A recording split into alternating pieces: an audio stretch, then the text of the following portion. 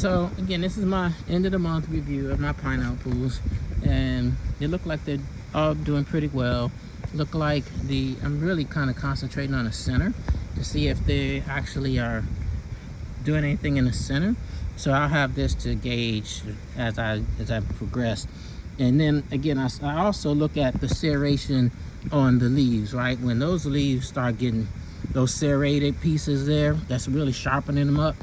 And that's when it gets tough for me to prune out the weeds too. I got to make sure that I have on long sleeves when I'm pruning, because you know those things are very sharp and they cut. I've been cut a few times, so got to be very cautious. So like here, I need to get to that weed in the back there, but I'm not going to take the chance and do anything until I have on a long sleeve shirt and protect my arms. And then I'll go in and get that weed out probably later today. So here are more visions of my pineapple. So again, I think I got 15. 1, 2, 3, 4, 5, 6, 7, 8, 9, 10, 11, 12, 13, 14 pineapples and my lemon tree.